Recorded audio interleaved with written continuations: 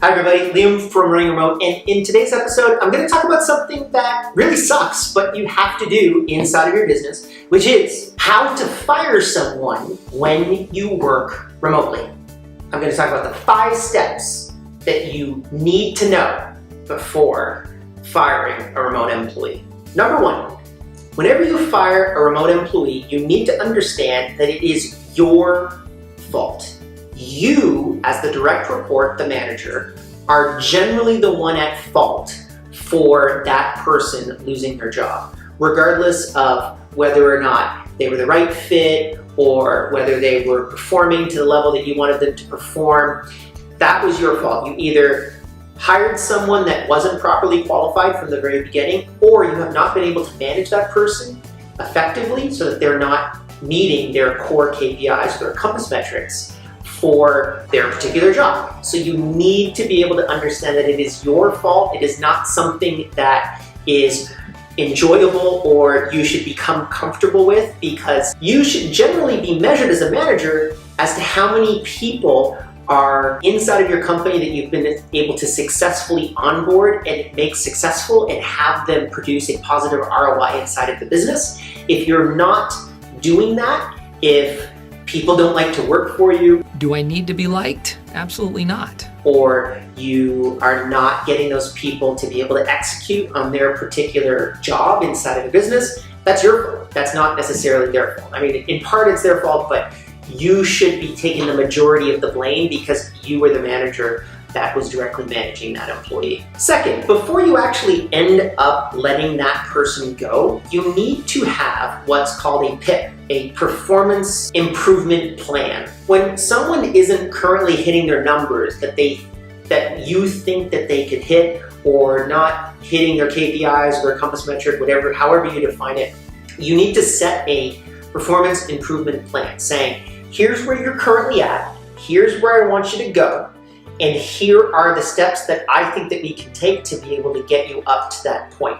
If you haven't done that with the person that you're working with, then you need to be able to do it.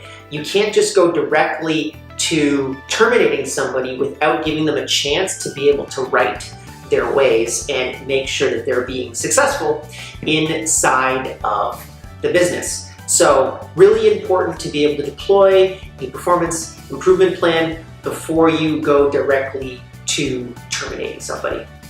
Third, so if you've done your PIP plan and it hasn't worked out and they're just not meeting the metrics that you thought that they were going to meet, the next thing that you need to be able to do is you need to be able to assess all of their access. One of the biggest faults inside of businesses from a security perspective is not hackers that are from the outside, but usually employees inside the company that end up grabbing data. They grab customer lists, that kind of stuff, and they take that data and then they sell it to their competitors.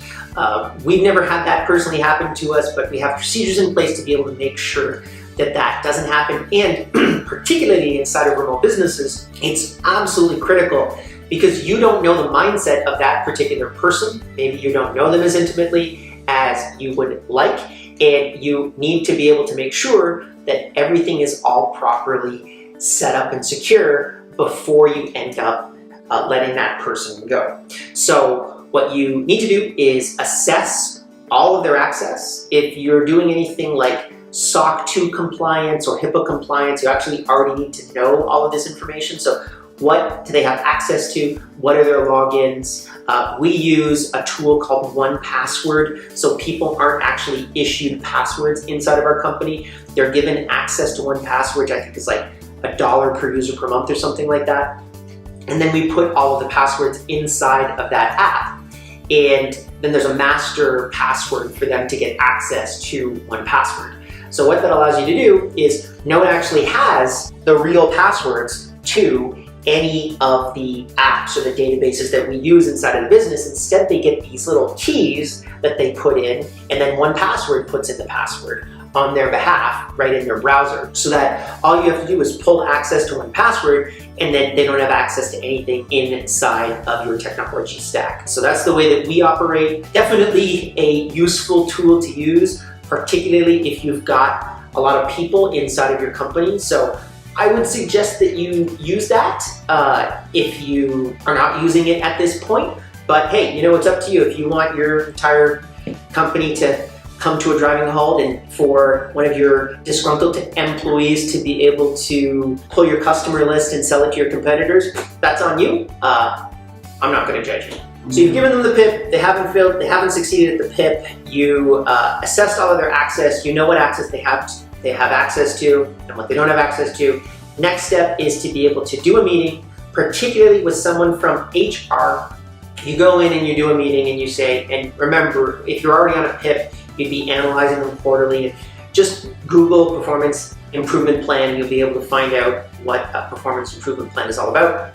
If you have a meeting down with HR, usually on Zoom or on Skype or something like that, you identify all of the reasons why you're not succeeding. You have a discussion, a very open and honest discussion with that employee, talking about where their targets are and whether they're meeting those targets and why they didn't hit their target. And basically you just say, hey, you know what, it's not working out. It's not necessarily you, it's the data. That's my general go-to, is I say, hey, you know what, you're not hitting these numbers. I like you as a person, but you're not actually hitting the numbers that we all talked about you hitting. And so for that purpose, we've got to let you go.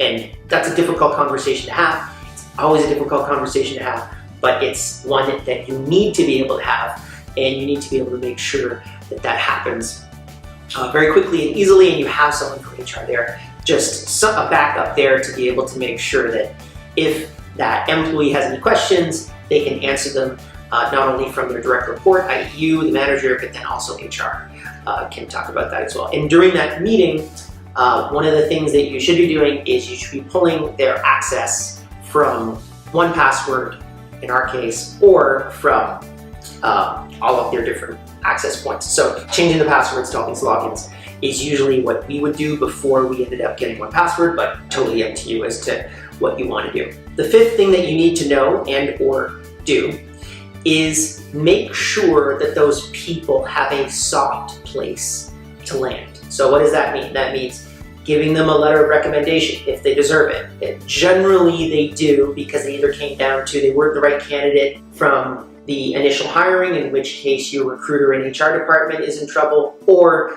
you weren't delivering the right management mentorship, and in which case it's your fault. So you should be writing them a really good letter of recommendation to make sure that they're successful in the future. Very rarely is it